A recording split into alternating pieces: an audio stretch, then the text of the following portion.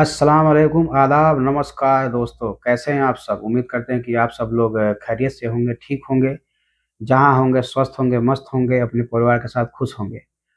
दोस्तों, मेरा नाम मोहम्मद मोहसिन खान है और मैं यूट्यूब और फ़ेसबुक और इंस्टाग्राम यानी सोशल मीडिया पे मैं एक्टिव रहता हूँ और इस एम लाइफ ट्रिपल एम का चैनल का मैं ओनर हूँ और मैं आज ख़ासकर स्पेशली बिहार डिजिटल फैक्ट्री के द्वारा दिए गए टास्क और उनके निर्देश के अनुसार आज मैं एक वीडियो बनाने जा रहा हूँ। जैसे सबसे पहले मैं बता दूँ, मैं बिहार डिजिटल फैक्ट्री का एक एक्टिव मेंबर हूँ, यानी रजिस्टर्ड मेंबर हूँ और फिलहाल यूट्यूब मोनेटाइजेशन चैंपियनशिप का भी ग्रुप बनाया गया है, जिसमें मैं एक ग्रुप का हिस्सा हूँ, उस ग्रुप का नाम है अशफाक ब्रिगेड। तो अभी फिलहाल हम लोग हफ्ता 10 दिन पहले उस ग्रुप से जुड़े हैं और बहुत सारे वीडियोज़ बन रहे हैं क्योंकि कॉम्पिटिशन चल रहा है एक-दूसरे से और अभी आगे और कॉम्पिटिशन होगा और तरह-तरह के वीडियो आपको मेरे चैनल पे देखने के लिए मिलेगा। तो आज मैं महान स्वतंत्रता सेनानी अशफाक़ खान के बारे में, उनके जीवनी के बारे में संक्षेप में बताना चाहता हूँ क्योंकि मैं अशफाक ब्रिगेड से जुड़ा हूँ। तो मेरा ज़ाहिर-सी बात है, मेरा फ़र्ज़ बनता है कि अशफ़ाक़ साहब के बारे में, उनके जीवनी के बारे में संक्षेप में आप लोग को बताऊँ। तो आज मैं शुरू करने जा रहा हूँ। देखिए, अशफ़ाक़ुल्लाह खान भारत के उन अमर क्रांतिकारियों में से एक थे जिन्होंने अपने देश के लिए पूरी ज़िंदगी मेहनत की, संघर्ष की और लास्ट में अपने जान को न्यौछावर कर दिया। वे केवल निर्भीक योद्धा नहीं थे, बल्कि वे बेहद संवेदनशील राष्ट्रभक्त और शायरी भी वो करते थे और हिंदू-मुस्लिम एकता के प्रतीक थे।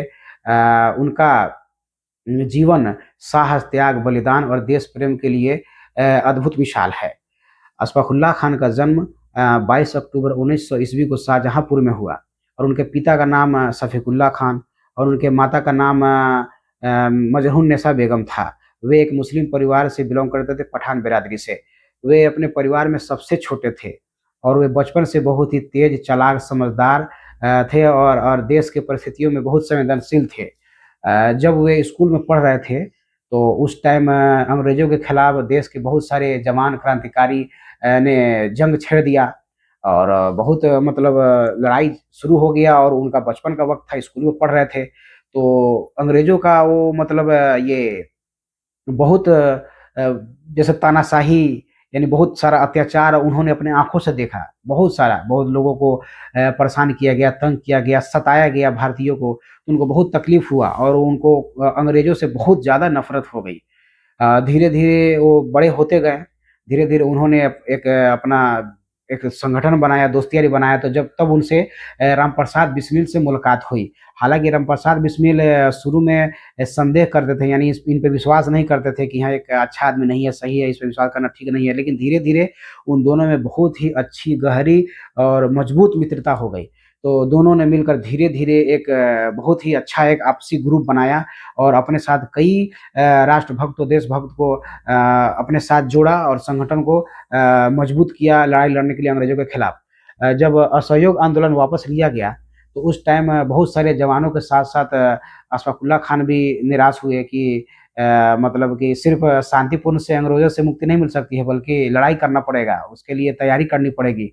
तो बहुत सारी चीज़ें हैं और फिर आगे जा कर के काकोरी कांड हुआ। आप लोग को पता होगा, बहुत ही फ़ेमस काकोरी कांड है। काकोरी कांड अगस्त 1925 को हुआ।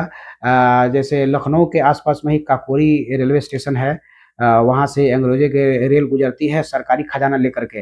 तो अशफ़ाक़ुल्लाह खान, रामप्रसाद बिस्मिल, चंद्रशेखर आज़ाद, राजेंद्र नाथ लाहिड़ी और भी उनके कई साथियों ने मिल कर के ये अंग्रेज़ों के खजानों को लूट लिया। और उनके ये खजाने को लूटने का उनका मकसद निजी मकसद नहीं था, बल्कि देश के आज़ादी के लिए, लड़ाई लड़ने के लिए, अपने अर्थव्यवस्था को मजबूत करने के उन लोगों ने लूटा था। लेकिन लूट तो लिया, लेकिन अंग्रेज़ों को पता चल गया, अंग्रेज़ ढूँढते-ढूँढते सारे क्रांतिकारियों को गिरफ्तार कर लिया। सिर्फ़ अशफ़ाक़ुल्लाह खान नहीं पकड़े गए, वो लास्ट में पकड़े गए। वो बहुत सारे हिंदुस्तान के कई कोने में वो भागते फिरे और लास्ट में यहाँ तक उनको नेपाल जाना पड़ा। लेकिन आप जानते हैं ना, जब कोई अपना ही किसी दुश्मन के खेमे में बैठा हो और मुखबिरी करता हो, तो फिर अपनों को नुकसान होता ही है। तो वैसा ही हुआ, किसी ने मुखबिरी कर दिया कि हाँ, अशफ़ाक़ुल्लाह खान कहाँ हैं, तो उनको 7 दिसंबर 1926 को गिरफ्तार कर लिया गया। और भी लोग पहले से गिरफ्तार थे। सब लोगों का केस लगभग साल भर तक चला, 1 साल तक चला। चलते-चलते फिर दिसंबर उन लोगों को फांसी की सज़ा सुनाई गई और जब फांसी की सज़ा हुई तो उस टाइम अशफ़ाक़ुल्लाह खान साहब का जो ऐज था यानी उम्र था 27 वर्ष था, बहुत ही नौजवान थे उस टाइम, नौजवानी में उनकी फांसी की सज़ा सुनाई गई थी और वे देश के आज़ादी के लिए बहुत मेहनत किए, बहुत लोगों के साथ यानी रामप्रसाद बिस्मिल और अशफ़ाक़ुल्लाह खान की दोस्ती अपने हिंदुस्तान में और इतिहास में गवाह है यानी एक विचार है, बहुत बहुत अच्छा लगता है। हमने उनका जीवनी पढ़ा है और जो हमको समझ में आ रहा है वो आपको मैं बता रहा हूँ। धीरे-धीरे और भी कुछ याद आएगा तो अगले पार्ट में मैं बताऊँगा। तो वो लोग धर्म को लेकर के नहीं अपने देश को लेकर के चलते थे। हिंदू-मुस्लिम एकता पर विश्वास करते थे। उनका मानना था कि देश में लड़ाई हिंदू-मुस्लिम नहीं है बल्कि देश को जीतना और अंग्रेज़ों से छुटकारा पा कर के अपने देश को हासिल कर लेना और हिंदू-मुस्लिम मिल कर के एक साथ रहना ही सबसे बड़ी कामयाबी है।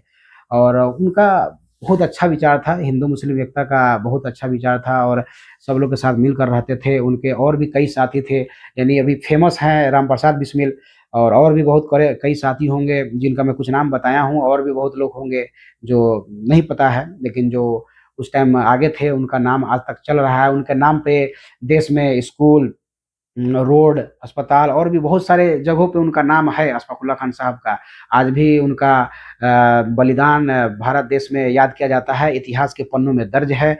बच्चे स्कूल में पढ़ते हैं और याद करते हैं। हालाँकि बहुत सारे लोग नहीं जानते हैं, धीरे-धीरे लोग भूल गए हैं, लेकिन इन सब चीज़ों को याद दिलाना बहुत ज़रूरी है क्योंकि हमारे राणा रंजीत भाई बिहार डिजिटल फैक्ट्री का स्थापना किए हैं और उनमें बहुत सारे ग्रुप बनाए हैं और स्वतंत्रता सेनानी के नाम से ग्रुप का नाम बनाए हैं। तो यूट्यूब पे अब कुछ दिन में तो जैसे सर्च करेंगे कि हाँ, ये क्रांतिकारी चंद्रशेखर आज़ाद, रामप्रसाद बिस्मिल अशफ़ाक़ुल्लाह खान और भगत सिंह यानी जो भी है, सबके नाम पे ग्रुप बना हुआ है। तो धीरे-धीरे सबके नाम से, सबके बारे में, सबके जीवनी यूट्यूब पे आपको मिलेगा, जैसे सर्च करेंगे मिल जाएगा। तो फिर लोगों में जागरूक होगा, लोग जानेंगे कि आखिर ये लोग कौन थे, क्यों थे, इनसे दोस्ती यारी कैसी थी, हिंदू-मुस्लिम में कैसे एकता बनता था, कैसे इन लोगों ने लड़ाई लड़ा, अंग्रेज़ों से कैसे जद्दोजहद किया, कैसे अपने जीवन को बलिदान दिया, अपने परिवार को ध्यान में न रखते हुए, अपने धर्म को ध्यान में न रखते हुए, अपने देश के लिए इन लोगों ने सारे धर्मों को जोड़ करके एक साथ मिल करके अंग्रेज़ों के साथ लड़ाई लड़ा और उन लोगों को पानी पिला दिया। हालाँकि आज़ादी बहुत दिन बाद मिला, लेकिन शुरुआत तो इन लोगों ने किया और भी पहले शुरुआत हुआ था, इन लोगों का बीच में है, फिर बाद में कुछ लोगों का है। तो कोई भी लड़ाई, बड़ी लड़ाई एक इंसान से नहीं लड़ी जाती है। धीरे-धीरे देश के कई लोग वक़्त-ब-वक़्त हालात के हिसाब से लड़ते जाते हैं, अपने हिसाब से दुश्मनों को कमज़ोर करते जाते हैं, लाचार करते जाते हैं। तो इन लोगों ने अंग्रेज़ों को कमज़ोर करने का बहुत बड़ा काम किया है और हम सलाम करते हैं अशफ़ाक़ुल्लाह खान साहब को, इनके साहस को, इनके हिम्मत को, इनके ताकत को, इनके सोच को, जो हिंदू-मुस्लिम एकता के प्रतीक हैं और ये अद्भुत मिसाल हैं पूरे दुनिया में और आज भी बच्चे स्कूल में पढ़ते हैं। दोस्तों, उम्मीद करते हैं कि ये छोटा-सा संक्षिप्त जानकारी अशफ़ाक़ुल्लाह खान साहब के बारे में आप लोगों को समझ में आया होगा, अच्छा लगा होगा और आगे भी इंशाअल्लाह इनके बारे में कुछ हमको जानकारी मिलती है, उनका अभी मैं पढ़ाई कर रहा हूँ, देख रहा हूँ, समझ रहा हूँ, स्टडी कर रहा हूँ उनके बारे में। जो मैंने स्टडी किया, जो मेरे ध्यान में आया, मैंने आपको बताया। उम्मीद करते हैं कि मोटा-मोटी आप लोगों को मैंने बता दिया है, लेकिन और अच्छे से गहन तरीके से और गहराई से इंशाअल्लाह मैं किसी और दिन, किसी और वीडियो में और लंबे वीडियो में हाज़िरी दूँगा।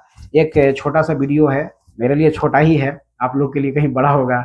8-10 मिनट का वीडियो है, लेकिन मैं कोशिश करता हूँ और भी कुछ उनके बारे में बताने का। हालाँकि देखिए, आखिर इन लोगों से आप क्या सीखते हैं?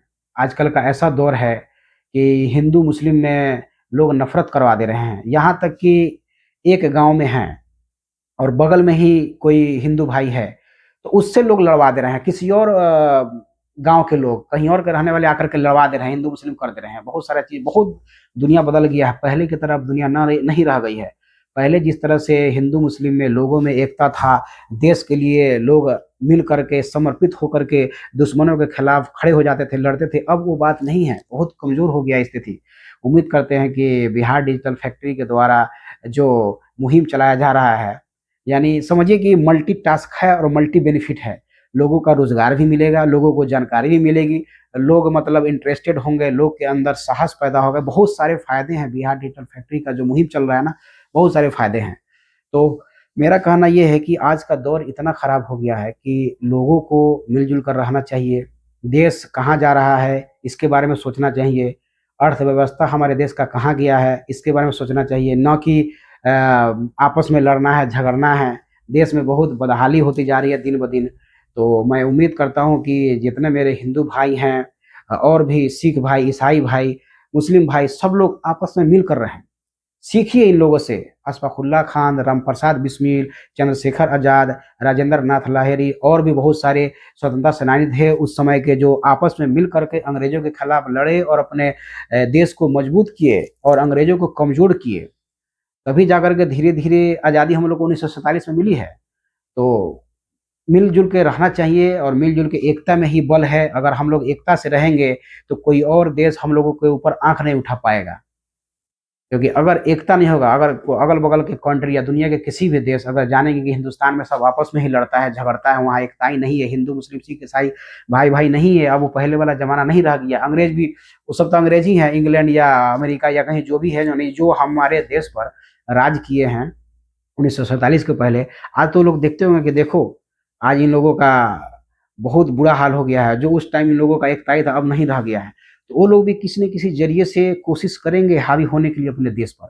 तो बेहतर है कि हम लोग एक होकर रहें, हिंदू, मुस्लिम, सिख, ईसाई और भी जितने बिरादर हैं, भाई हैं, कास्ट हैं उन लोगों को मिलकर रहना चाहिए। अब तो हिंदू, मुस्लिम, सिख, ईसाई छोड़िए, मुस्लिम में भी बहुत सारे कास्ट हैं, उसमें भी देखते हैं लोग मतलब कि क्या कहें, घृणा करते हैं ना, छोटा जात है, बड़ा जात है। और हिंदू में भी वही हाल है। क्या है तो भाई हम फॉरवर्ड हैं, तो ओबीसी है, तो बैकवर्ड एसटी है, एसएसटी क्या-क्या है, बहुत सारी चीज़ हैं। तो ये सब चीज़ नहीं होना चाहिए। हिंदू, मुस्लिम के अलावा तो उसी के अंदर बड़ा छोटा जात हो गया है। बहुत बदलाव हो गया है। ये बदलाव देश के लिए अच्छा संदेश नहीं दे रहा है। ये बदलाव बहुत ही बेकार है, बहुत ही गलत है।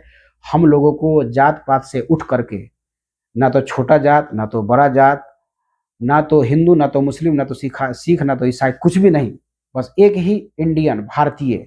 हम भारतीय हैं, हम लोगों को एक रहना है और एक साथ मिल-जुल कर दुश्मनों के खिलाफ आवाज़ उठाना है, चाहे जिस स्तर पे हो, सोशल मीडिया के स्तर पे हो। अभी तो हम लोग बंदूक लेकर के नहीं लड़ेंगे ना। अभी तो अल्हम्दुलिल्लाह हमारा देश बहुत ताकतवर है, बेहतर है। कुछ कुछ चीज़ों में कमज़ोर है, लेकिन पहले के बनस्पत बहुत ताकतवर है।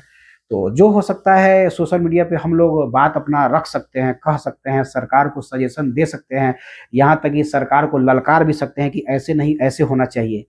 लेकिन इन सबों के पहले हम लोगों को आपसी मेल भाव रखना पड़ेगा। जैसे अपने मोहल्ले में है, गाँव में है, समाज में है, पंचायत में है, यानी छोटे-छोटे स्तर पर हम लोगों को एक रहना पड़ेगा। जात-जात एक रहें, खानदान-खानदान एक रहें, समाज-समाज एक रहें, मुस्लिम भाई हिंदू, मुस्लिम, सिख, ईसाई सब एक रहें, यानी धीरे-धीरे जुड़ते-जुड़ते, यानी नीचे से जब जुड़ेंगे तब ना बड़ा एक दरख्त बनेगा, तो दरख्त मजबूत है। जब नीचे से ही जड़ कमज़ोर होगा तो दरख्त तो गिर जाएगा, कोई जाकर के फूँक भी देगा तो गिर जाएगा। तो सबसे पहले हम लोगों को नीचे से मजबूत करना है। नीचे से मजबूत कैसे होगा, मैंने तो सब कुछ बता दिया और बार-बार मैं ज़िक्र कर रहा हूँ कि आपसी मोहब्बत, आपसी तालमेल और आपसी दोस्ती, यारी और अपनापन रखना बहुत ज़रूरी है। हालाँकि समाज में बहुत सारे लोग अच्छे हैं। हिंदू भाई लोग मुस्लिम का कदर करते हैं, मुस्लिम भाई लोग हिंदू लोगों का कदर करते हैं। कुछ गलत लोगों की वजह से समाज में गलत प्रभाव पड़ रहा है और मौजूदा सरकार भी वैसे लोगों को संरक्षण दे रही है, जो नहीं होना चाहिए। लेकिन हालाँकि धीरे-धीरे सुधार हो रहा है और होगा, और हम जैसे और आप जैसे लोग ही आवाज़ उठाएँगे तो देश में धीरे-धीरे ये सुधार होगा और फिर से वही हमारा देश सोने की चिड़िया कहलाएगा और हिंदू-मुस्लिम एकता का प्रतीक बनेगा। बहुत सारी चीज़ों की सुधार बाकी है, बहुत सारी चीज़ें सुधार हुई है। उम्मीद करते हैं कि सुधार होगा और बहुत अफ़सोस होता है, देश के कई-कई कोने से आता है, कहीं हिंदू-मुस्लिम में लड़ाई हो गया, कहीं कुछ हो गया, कहीं कुछ हो गया, कोई नेता आता है उठ कर के कुछ बोल देता है, कोई मुस्लिम भी गलत अल्फ़ाज़ बोल देता है, हिंदू भी बोल देता है। तो नेता लोगों के चक्कर में नहीं रहना है, हम लोगों के आम जो पब्लिक हैं, जो हम लोग गाँव समाज में रहते हैं या शहर में रहते हैं, मोहल्ले में रहते हैं, हम लोगों को आपस में प्यार-मोहब्बत बना के रखना है।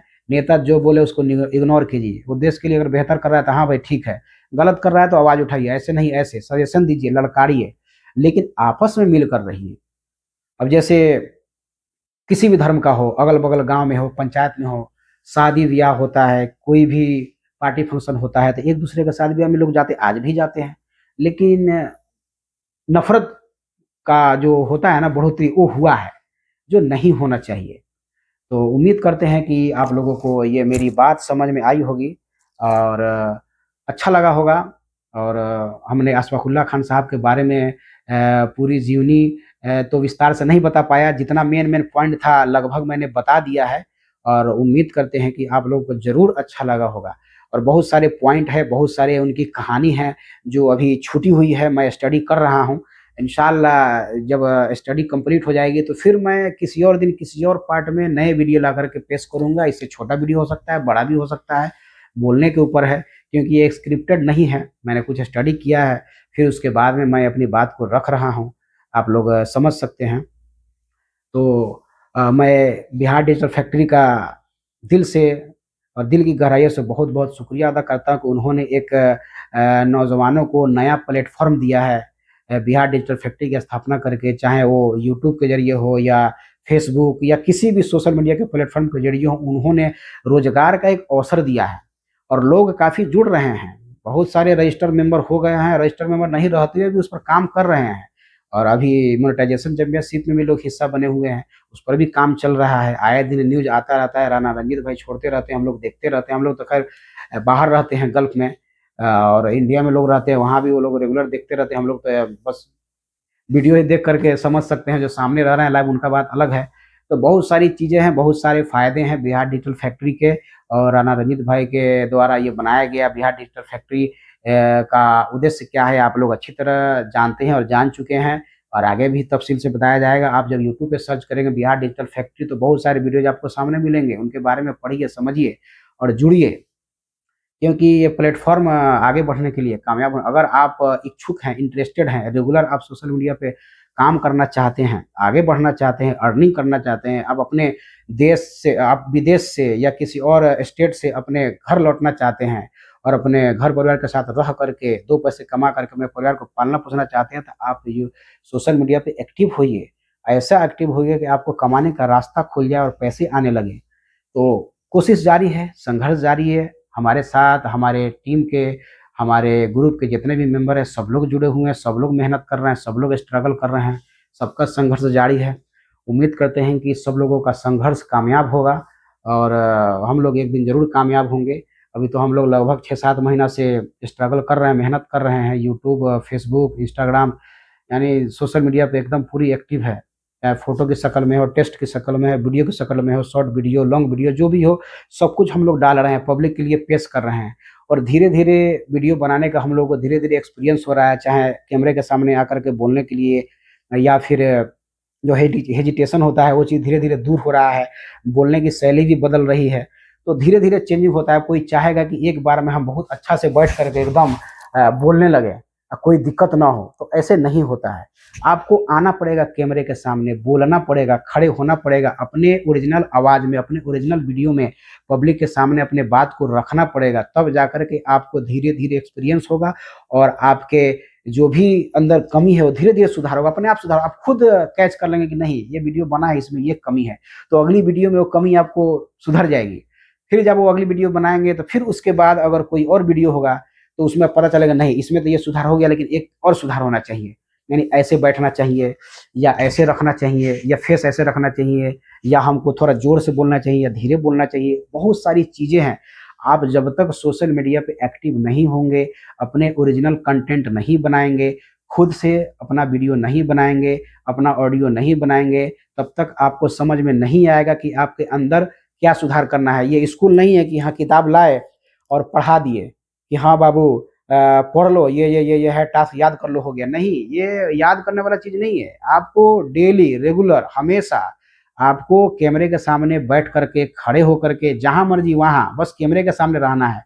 होटल में हो, सुपरमार्केट में हो, रोड पर हो, पार्क में हो, खेत में हो, पेड़ पर चढ़े हो, कहीं हो, रूम में हो, कहीं भी बैठ कर के, खड़े होकर के कैमरे के सामने आकर के आप अपना बात रखें, लाउडली रखें, बगैर हेजिटेशन के। धीरे-धीरे, बनाते-बनाते आपको मालूम हो जाएगा कि मेरे अंदर क्या कमी है और धीरे-धीरे, स्टेप बाय स्टेप अपने कमी सुधारते-सुधारते एक दिन आप बेहतर वक्ता हो जाएँगे, अच्छा बोलने वाले हो जाएँगे, लोग आपकी तारीफ़ करने लगेंगे। लोग आपका वीडियो देखने लगेंगे, लाइक कमेंट करने लगेंगे, शेयर करने लगेंगे, यानी सपोर्ट मिलने लगेगा, सब्सक्राइबर की भरमार हो जाएगी। तो टाइम लगेगा, ये इतना आसान भी नहीं है, लेकिन मैंने जो बताया वैसे आप लोग कीजिए, शर्माइए मत। वीडियो बनाने के लिए आपको बेशर्म बनना पड़ेगा। बेशर्म इन द सेंस मतलब कि अब कपड़े खोल के मैं नहीं बोल रहा हूँ। बेशर्म मतलब कि आप आइए, बाज़ाब्ते बैठिए कैमरे के सामने और अपनी बात को रखिए, बोलिए, कहिए, ताकि लोगों को समझ में आए, आपसे वो जानकारी लें और आपके जानकारी को लोगों के बीच शेयर करें। अच्छी जानकारी हो, नेगेटिव नहीं हो, हमेशा पॉजिटिव बात करने की कोशिश करें। हालाँकि न्यूज़ वगैरह में सरकार के खिलाफ लोग बात करते हैं और बात कर सकते हैं, लेकिन दायरे में रह करके, संविधान के खिलाफ नहीं, संविधान के दायरे में रह करके आप सरकार से सवाल कर सकते हैं, बोल सकते हैं। ऐसे मेरा चैनल पे वीडियो यही सब आता है, ब्लॉग्स और न्यूज़ से रिलेटेड।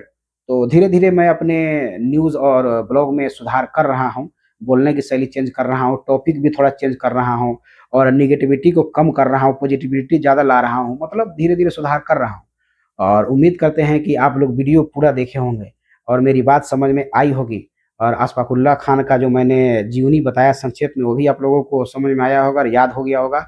और बिहार डिजिटल फैक्ट्री राणा रंजीत भाई के द्वारा जो बनाया गया, उसके बारे में जो मैं बताया, वो भी समझ में आया होगा। और वीडियो क्यों बनाना है, कैसे बनाना है, किस तरह बनाना है, शर्म नहीं खाना है, मैंने हर चीज़ मैंने इसमें बता दिया। अशफाकुल्लाह खान साहब के बारे में बता दिया और जानकारी भी दे दिया बिहार डिजिटल फैक्ट्री के बारे में। बिहार डिजिटल फैक्ट्री का मकसद क्या है, मुहिम क्या चल रहा है, अभी ग्रुप कौन-सा चल रहा है, बहुत सारे चीज़ हैं, जो मैंने बता दिया। और लास्ट में मैंने ये भी बता दिया कि आपको एक्टिव रहना है, हमेशा वीडियो डालना है और ये सामने आकर के, कैमरे के सामने आकर के अपनी बात को रखना है पब्लिक के सामने, शर्माना नहीं है। आप ये मत सोचिए कि नहीं मेरा ये वीडियो अच्छा नहीं है, खराब है, लोग हँस देंगे, लोग बुरा मान जाएँगे, नहीं, वो सोचना नहीं है। आप अच्छा बनाएँ या बुरा बनाएँ, आप बनाएँ, आप डालें, यूट्यूब, फेसबुक, हर सोशल मीडिया पे अपने फ़ोटो, टेक्स्ट और वीडियो को डालें, चाहे जैसा भी हो, क्योंकि धीरे-धीरे बनाते-बनाते आप खुद अपनी गलती को कैच करते-करते सुधार कर लेंगे और सुधार हो जाएगा। इसलिए ना डरने की ज़रूरत है, ना हिचकिचाने की ज़रूरत है, ना किसी से शर्म खाने की ज़रूरत है। आप अपनों से, रिश्तेदारों से या किसी और से शर्माने की क्या ज़रूरत है? कोई आपका खर्ची तो नहीं चला दे रहा है, कोई आपका परिवार तो नहीं चला दे रहा है और आप तो बुरा काम कर नहीं रहे हैं। आपका ये प्रोफ़ेशन होने वाला, अगर आप इसको प्रोफ़ेशन मान लेंगे और इसको कमाने का ज़रिया बना लेंगे, तो क्या बुरा है? कुछ बुरा नहीं है। यहाँ तक कि कुछ लोग म्यूज़िक वगैरह, डांस वगैरह करके भी सोशल मीडिया पे एक्टिव हैं, पैसे कमाते हैं। सबका अलग-अलग सोच है, अलग-अलग नज़रिया है। अलग-अलग लोग, अलग-अलग सोच, अलग-अलग धर्म के अपने-अपने विचार के हिसाब से, अपने-अपने सोच के हिसाब से वीडियो बनाते हैं और पैसे कमाते हैं और अपना रोज़गार शुरू कर दे, अपने परिवार के साथ रहते हैं। तो हम लोगों का भी यही मकसद है और राणा रंजीत भाई का भी यही मकसद है कि ज़्यादा से ज़्यादा लोग इसमें एक्टिव हों, काम करें, अर्निंग शुरू करें और अपने घर लौटें और अपने परिवार के साथ रह करके अपनी ज़िंदगी का गुज़र-बसर करें। तो दोस्तों, अब मैं वीडियो को आखिरी कर रहा हूँ। वीडियो काफ़ी लंबा हो गया है क्योंकि मेरे को बिहार डिजिटल फैक्ट्री के द्वारा दिए गए टास्क को भी पूरा करना था, वीडियो लॉन्ग बनाना था, अशफाकुल्लाह खान साहब के बारे में भी बोलना था और आप लोगों को कुछ सजेशन भी देना था कि वीडियो कैसे बनाना है, क्यों डरना है, क्यों रिश्तेदारों से घबराना है, क्यों अपनों से घबराना है, क्यों दोस्तों से घबराना है, क्यों शर्म खाना है। कुछ नहीं, बस अपने एम पर फ़ोकस कीजिए, टारगेट फिक्स कीजिए कि हमको लगे रहना है। ये नहीं सोचना है कि ना 1-2 महीना काम कर लिए छोड़िए, अब हटाइए, अब हो गया। नहीं भाई, 6 महीना, साल भर, 1.5 साल, 2 साल, 2.5 साल, 3 साल, 4 साल भी लग सकता है कामयाब होने के लिए। सोशल मीडिया ऐसा है। लेकिन ये भी एक सच्चाई है कि अगर आप रेगुलर लगे हुए हैं, रेगुलर वीडियो बना रहे हैं, रेगुलर पोस्ट कर रहे हैं सोशल मीडिया पे, हमको लगता है कि 6 महीना, साल भर में रास्ता खुल जाएगा कमाने का। अर्निंग थोड़ी होगी, मान सकता हूँ मैं, लेकिन रास्ता ज़रूर खुल जाएगा। लेकिन आप काम ज़्यादा करेंगे, तो जल्दी अर्निंग बढ़ेगा, ज़्यादा अर्निंग बढ़ेगा, तो जल्दी आपको घर लौटने का मौका मिल जाएगा। तो बहुत सारी चीज़ें हैं, बहुत सारी बातें हैं और बहुत किसी और दिन इंशाअल्लाह वीडियो में आऊँगा। अभी मेरा वीडियो लंबा होता जा रहा है और मुझे लंबा करने का मकसद भी है। लंबा करने का मकसद इसलिए है कि बहुत सारी चीज़ें इसमें बतानी छूटी है, वो भी अब बताना चाहेंगे। जैसे अभी मैं रूम में अकेला रहता हूँ, अभी कोई दिक्कत नहीं है, अल्हम्दुलिल्लाह। मैं सऊदी अरब दमाम शहर में रहता हूँ। यहाँ एक प्राइवेट कंपनी में जॉब करता हूँ। तो यहाँ पे मैं अभी रात में वीडियो शूट कर रहा हूँ और अगल-बगल में सब लोग सो गए हैं, इसलिए शांति है। अल्हम्दुलिल्लाह रूम में वीडियो वगैरह बनाने में कोई दिक्कत नहीं होता है। आप लोग की दुआ है कि अकेले रहते हैं, अल्लाह का करम है और वीडियो बनता रहता है और दुआ कीजिए कि अल्लाह ताला मुझे समझदारी दे, अकल दे, बेहतर से बेहतर कंटेंट और अच्छा से अच्छा कंटेंट पॉजिटिव सोच के साथ अच्छे-अच्छे पोस्ट करूँ ताकि लोगों तक पहुँचे और लोग मेरे व्यूज़ बढ़ाएँ, सपोर्ट करें, सब्सक्राइबर भी बढ़े ताकि अर्निंग जल्दी शुरू हो। और हम चाहेंगे कि मेरे साथ-साथ सभी भाई लोग मेरा भी सपोर्ट करें जैसे मैं सबका सपोर्ट करता हूँ, व्यूज़, लाइक, कमेंट शेयर करता हूँ अपने ग्रुप के लोगों का और भी अदर लोगों का भी करता हूँ। तो आप लोग भी करें, सब्सक्राइब अगर नहीं किए हैं तो सब्सक्राइब कर लें और लाइक, कमेंट और फुल वीडियो वॉच करें। ऐसा ना कि हाँ 2 मिनट देख लिए, कमेंट कर दिए, हाँ हटाओ, छोड़ो, हटाओ, नहीं। दिल से, ईमानदारी से जैसा बिहार डिजिटल फैक्ट्री के द्वारा हम लोगों को दिया गया था एक मेमो यानी समझिए कि वो कबूलनामा था यानी ये क्या बोलते हैं उसको अ, समझिए कि एक नियम था कि इसको आपको करना होगा। तो हम लोगों ने बजाबते नियम को वीडियो बना कर के फ़ेसबुक और यूट्यूब पर छोड़ा भी था कि हम लोग ईमानदारी, निष्ठा से सभी अपने बिहार डिजिटल फैक्ट्री के सदस्य और ख़ासकर यूट्यूब में मोनेटाइज़ेशन चैंपियनशिप के सदस्यों का जो भी हिस्सा है, उन लोगों का सपोर्ट करूँगा। तो उस शर्त पर और उस वादे पर आप लोग बने रहिए। एक-दूसरे का सपोर्ट करिए, एक-दूसरे का हेल्प कीजिए। जब तक आप एक-दूसरे का हेल्प नहीं कीजिएगा, हम लोगों को कामयाबी नहीं मिलेगी। अभी जैसे एक-दूसरे को हम लोग सपोर्ट करेंगे, लाइक, कमेंट, शेयर, व्यूज़ और सब्सक्राइबर भी देंगे, तो धीरे-धीरे जब व्यूज़ बढ़ेंगे तो अदर लोग जानेंगे जो बिहार डिजिटल फैक्ट्री को नहीं जानते हैं या जानते भी हैं तो उनको कोई मतलब नहीं है, जुड़े हुए नहीं हैं। तो वो लोग भी कहेंगे, "अरे! क्या बात है, इसका चैनल तो बहुत अच्छा चल रहा है, सब्सक्राइबर अच्छे हैं, व्यूज़, लाइक, कमेंट अच्छे आ रहे हैं।" तो वो भी जाकर के देखेगा कि आखिर ये क्या डले हुआ है, क्या कंटेंट है इसका कि इतना अच्छा लाइक, कमेंट, व्यूज़ है और सब्सक्राइबर है। तो इस तरह से हम लोगों का आगे प्रोग्रेस होगा। तो जब तक हम लोग जितने भी ग्रुप में जुड़े हुए हैं, जितने भी बिहार डिजिटल फैक्ट्री के सदस्य हैं, सब लोग एक-दूसरे को फ़ॉलो करेंगे। जैसे फ़ेसबुक पे फ़ॉलो होता है, बाद में सब्सक्राइब आता है और यूट्यूब पर डायरेक्ट सब्सक्राइब है। तो एक-दूसरे को फ़ॉलो करें, सब्सक्राइब करें, उसके बाद लाइक, कमेंट, शेयर कब करें? जब पूरा वीडियो वॉच कर लें। चुपचाप पहले पूरा वीडियो वॉच करें, मैं भी वैसे ही करता हूँ। लगभग हर वीडियो में मैं ऐसा ही करता हूँ। किसी का वीडियो होता है पहले फुल वॉच करता हूँ। वॉच करने के बाद फिर 1-2 कमेंट बीच में भी कर देता हूँ और लास्ट में लिखता हूँ फुल वॉच, फिर लाइक भी करता हूँ। और शेयर कभी करता हूँ, कभी नहीं करता हूँ, झूठ नहीं बोलूँगा। शेयर उतना मायने नहीं है, शेयर कर भी सकते हैं तो बेहतर है, नहीं तो लाइक, कमेंट और व्यूज़ ये बहुत ज़रूरी है।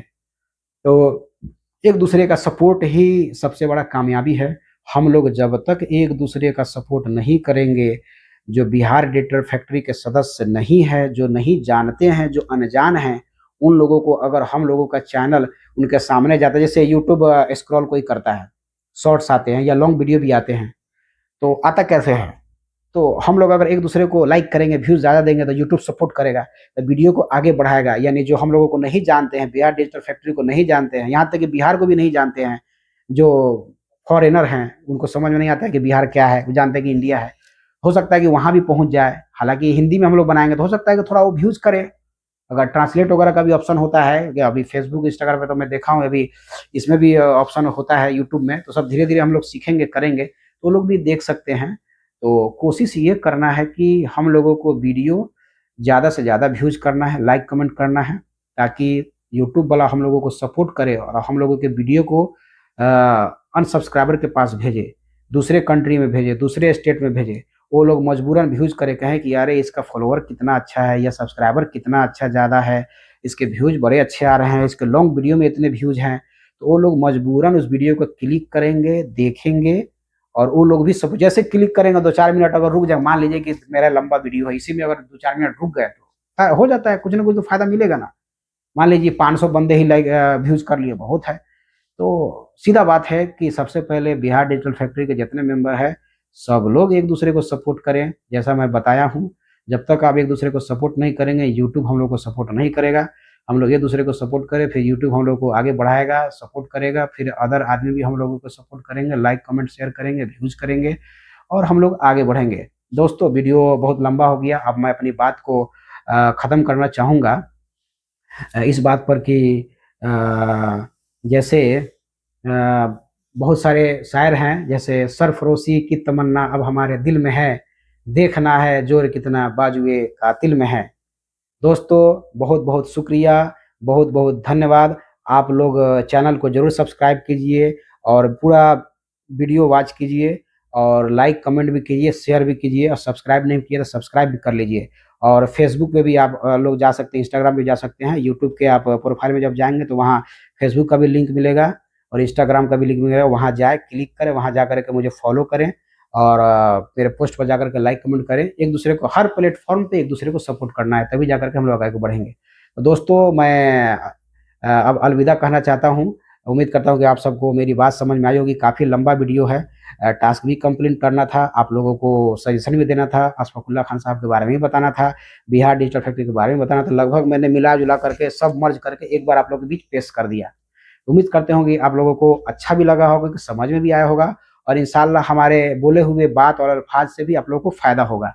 तो दोस्तों अलविदा करते हैं। दोस्तों बहुत-बहुत शुक्रिया, धन्यवाद, जय हिंद।